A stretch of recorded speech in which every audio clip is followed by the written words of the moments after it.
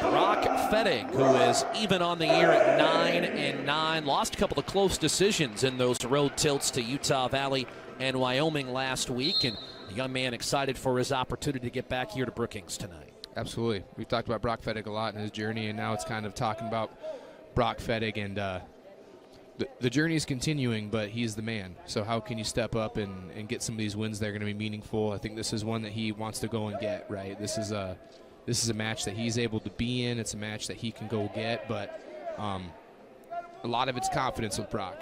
Confidence of the things that he's doing in the room, translating those to the mat. Well, again, he's going to have a top 15 ranked wrestler, as seemingly every Jackrabbit will on Sunday against Iowa State. Which is what you want, right? I think the schedule lines up well for them. Cal Baptist has some guys that are going to fight and work hard, but, ranked opponents up and down the lineup on Sunday. So Fettig with the low single from space. He gets right side low single, caps to a low double on the left side. Good quick finish. Cody Caldwell saying do the work from the corner. They want him to work a little bit harder on top there. Good effort by Alonso with a knee slide out to his feet. When you go back to those two duels last week at Utah Valley and Wyoming, you take nothing away from the efforts of both the Wolverines and the Cowboys, but the way that they wrestled, they were essentially trying to minimize the activity so they can maximize the impact of points, which if you're the underdog in a duel, that's what you're trying to do. And that may win you a duel, but that's likely not going to be something that really carries over into March. Yeah, and we've talked about this. We mentioned it a lot at the Arizona State duel most recently, is duels are different, right? Everyone eyes on you. One ref eyes on you. You got all three of your coaches in the corner. It's a little bit different when you're looking at the tournament setting, right? Good cut across double for Alonso there. Takedown offered, I believe. Oh, he did not give a takedown there. Might have waved it off. They got neutral position still, 3-1. Coaching staff of CBU led by Derek Moore, who enrolled in the U.S. Army as a field artillery officer out of college. In fact, spent 4 years at the Olympic Training Center while he was a member of the U.S. Army. It's awesome, man. Fettig kind of burying his head. I think he wants to, coaching staff's going to want him to clear his head off the shoulder. You see him just wrestling in with his shoulder and head action. Now that his head's clear, that's where you're going to see more attacks. His first attack he scored on was from space, head clear, hands clear, movement able to happen. When you bury your head in someone's shoulder, it's really hard to create good action there.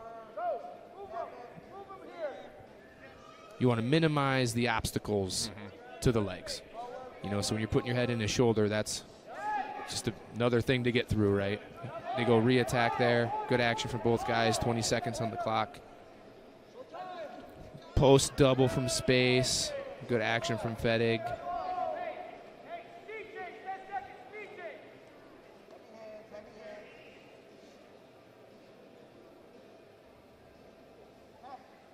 So it'll be 3-1 Fettig after one period. We talked a little about Derek Moore, second from the left, sitting down there with his legs crossed. Moore walked on at UC Davis, ended up winning a national championship in 2007. He's a member of the California Wrestling Hall of Fame. And we talk about Damian Hahn and what he did from a walk-on to a national champion. That's almost unheard of. Yeah, and I have some close friends on our team that were walk-ons, ended up being All-American for South Dakota State, and I mean, it's just, again, is a testament to what athletics are and what coaching staffs can do, right, to develop young men and young women into better people and better athletes, and that's awesome to hear. Recognized for his accomplishments as well. 27 seconds of riding time. Not seeing a big first breakdown or pressure from Fettig. You're seeing Alonso's to his quad pod and his feet pretty quick. Fettig might have gotten away with the clasp there.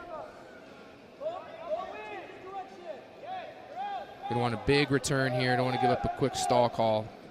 Tries to go double on the edge. He's dropped down position. Hand comes out.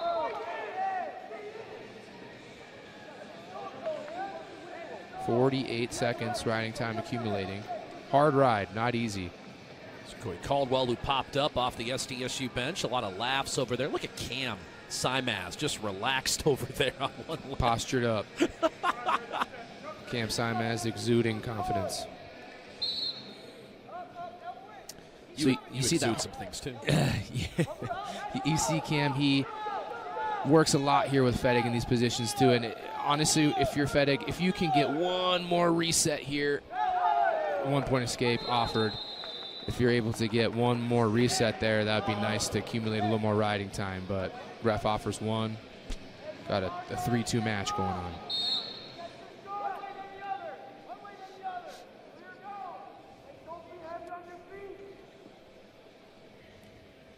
Fettig for the moment has the riding time, but that certainly is a tenable situation.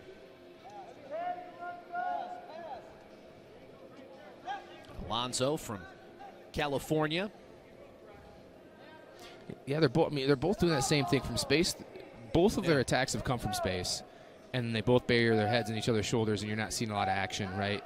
You even see from Alonso there, good penetration, but it's going to be really hard to shoot through someone's head, shoulder, and hands, and get to their legs with any level of explosivity. So, see, both guys, they're kind of just hanging on for this period, but a takedown either direction changes the dynamic of this match pretty drastically. So, 15 seconds in the period, someone sneaks a quick one, that would change it either direction. And they look pretty content.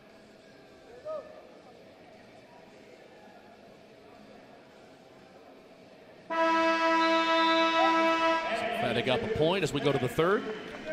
See Damian Hahn, Cody Caldwell pointing down. Carlson and Simaz. Coach Moore is pounding on his chest saying it's just a effort and heart position, right? So if you're Alonso, you're not going to be able to ride and win the match. You're going to have to get tough and go get a takedown, it looks like. Alonso right on him after the escape. Fettig, you're going to want to really watch that boundary to not give up a stall call early in this period. Good job for him pressuring in and circling in. And he did hold on just enough to erase the riding time. Yep.